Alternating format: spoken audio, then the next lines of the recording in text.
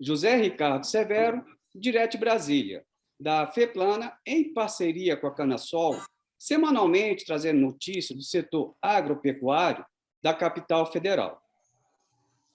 Dando continuidade às entrevistas que estamos realizando nos 80 anos de aniversário da FEPLANA, entrevistando personalidades de grande importância para o nosso setor, hoje nós estamos aqui com o deputado Sérgio Souza, deputado presidente da Frente Parlamentar da Agropecuária e um profundo conhecedor do setor agrícola, um profundo lutador, batalhador por questões da agricultura.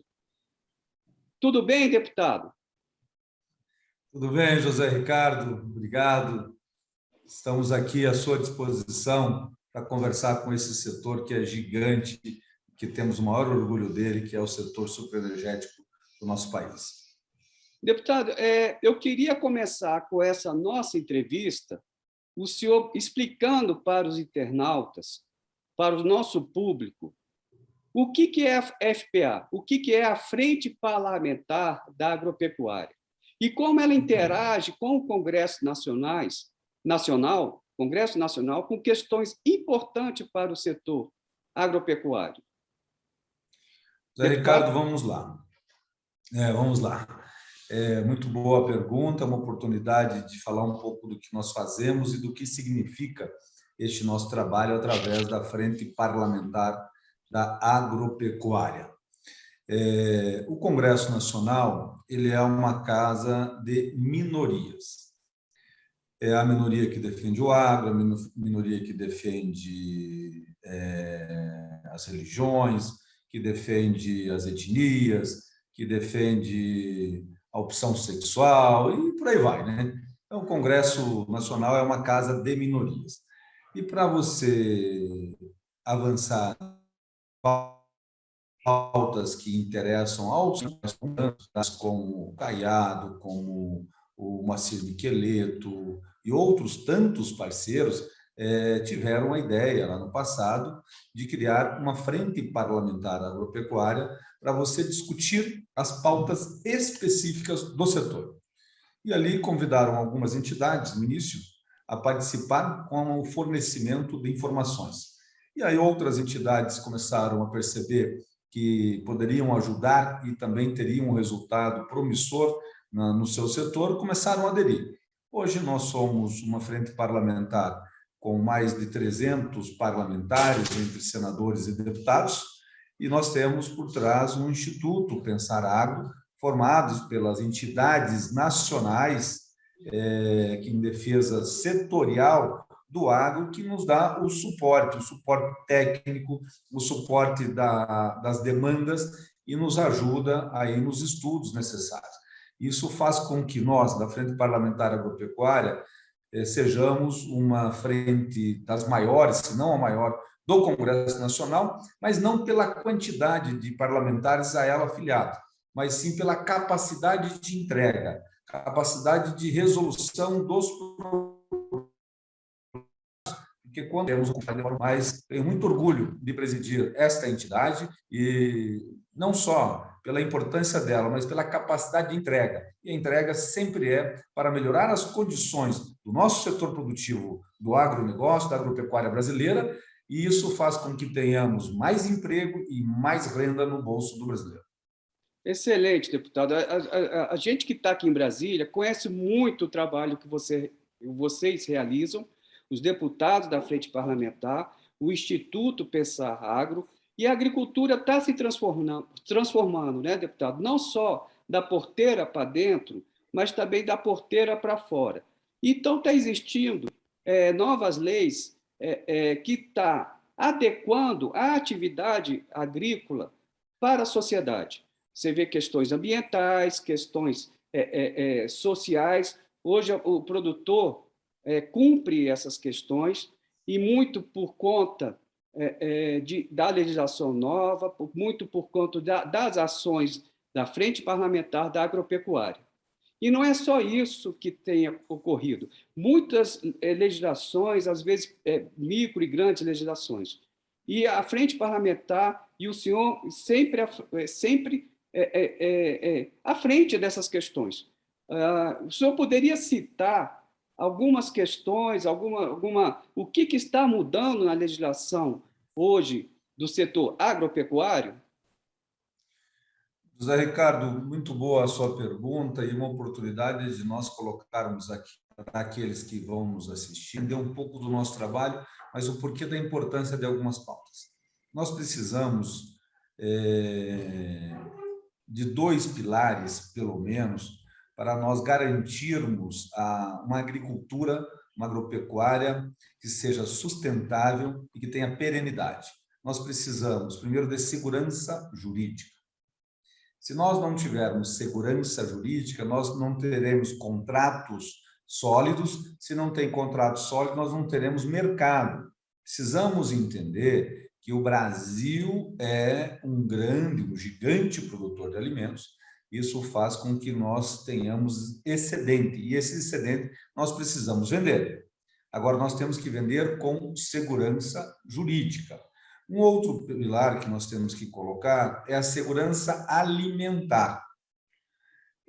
Nós entendemos isso, a segurança e a necessidade dos brasileiros, um país do tamanho do Brasil, com uma população de 215 milhões de habitantes, ainda termos pessoas passando fome, aí é um problema de governo, de Estado, mas nós também temos responsabilidade em buscar ajudar na formação de políticas que venhamos a retirar essas pessoas que estão à margem da sociedade para vir integrar de forma digna. Então, nós temos que pensar na segurança alimentar dos brasileiros e também do planeta, que nós vamos aumentar o crescimento demográfico da população global até 2050 em 2 bilhões de seres humanos, a mais que nós temos hoje.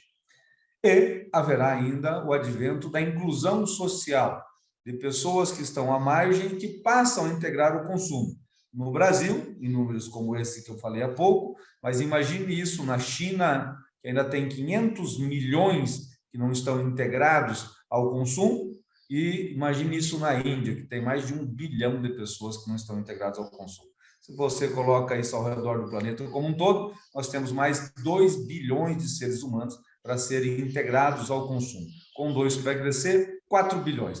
4 bilhões de seres humanos a mais para se alimentar e integrar ao consumo é mais do que 50% de necessidade de alimentos do que nós produzimos hoje. Ou seja, vamos ter que crescer em 50% até 2050 e o Brasil será responsável pela metade disso. Nós alimentaremos até 2050 mais 1 bilhão de seres humanos. Não há como você pensar isso tudo sem segurança jurídica, segurança alimentar e um terceiro pilar, que é o da sustentabilidade. Tem que fazer isso de forma que seja sustentável, cuidando e preservando o meio ambiente. E nós temos algumas pautas para dar essa segurança jurídica. Por exemplo, nós temos a questão da regularização fundiária. Se você não der título ao cidadão que tem direito ao título, qualquer supressão de vegetação que ele fez nos últimos 50 anos em cima daquela propriedade que ele foi colocada lá, muitas vezes pelo próprio governo, ele fez de forma ilegal. E aí fica a nossa imagem de desmatamento e queimadas ilegais. Nós temos que ter pautas como a desmatamento ilegal zero, queimadas ilegal zero. E essas pautas estão no Congresso Nacional. Temos, por exemplo, a Lei do Alimento Mais Seguro. Qual é a Lei do Alimento Mais Seguro? É uma lei mais moderna para autorização de liberação de novas moléculas de produtos químicos que serão usados nos defensivos agropecuários. Esses produtos que já são utilizados na Argentina, no Paraguai, na Europa, nos Estados Unidos, aqui no Brasil chega a demorar 10 anos a liberação de uma nova molécula. Isso, com essa velocidade da tecnologia, faz com que nós fiquemos atrasados. E, na grande maioria das vezes, essa nova molécula ela é muito mais eficiente e menos nocivo ao meio ambiente. Então, nós temos aí uma possibilidade de avançar. Por isso que nós chamamos de Lei do Alimento Mais Seguro. Nós temos o licenciamento ambiental, que destrava em muito as obras de infraestrutura do país, reduzindo o custo das obras, aumentando a velocidade das suas confecções. Isso diminui, inclusive, o custo de produção, o custo Brasil.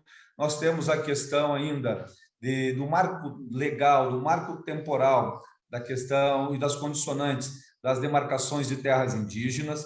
Não que nós sejamos contra índios, de forma alguma. Nós queremos que o índio tenha direito de explorar o seu território e viver honestamente e dignamente em cima do seu território. Nós não queremos que o índio fique numa esquina de uma cidade, numa rodoviária, às margens de uma rodovia, mendigando um centavo para poder comer. Nós queremos que o índio tenha condições. Lógico que temos que dar ao índio aquilo que ele tem direito e dar ao produtor rural, ao proprietário, aquilo que ele tem direito. Precisamos criar regras claras nesse sentido, até mesmo para nós não ficarmos à margem de uma interpretação do Poder Judiciário, que, quando muda a sua composição, muda a sua interpretação. Temos que colocar isso dentro da Constituição, é importantíssimo, mas se não fizermos dessa forma, faremos por projeto de lei, como aquele que está tramitando na Câmara dos Deputados. Então, entre essas e outras pautas, por exemplo, José Ricardo, você pega a lei do FUST, ela é maravilhosa.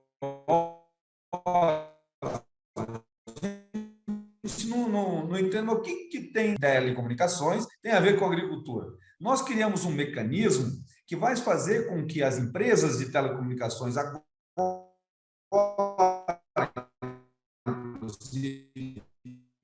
com a licitação do 5G, em pequenas comunidades, em áreas rurais, assim por diante. Porque hoje, do jeito que está, uma operadora ela só quer onde tem gente que pega o celular e usa o dia inteiro. Ela não quer colocar lá no interior do país, onde poucas pessoas têm celular, mas ela pensou e percebeu de que tem poucos celulares, mas tem muitas máquinas. E estas máquinas vão ter e têm muitos chips, e os chips vão começar a se conversar aí com o 5G, que é a grande revolução da tecnologia, né? Então, entre essas e outras, são as pautas que nós estamos como prioritárias no Congresso Nacional.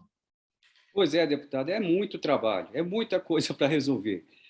O 5G, então, ainda bem que vocês estão vigiando esse 5G para beneficiar o interior do país, né?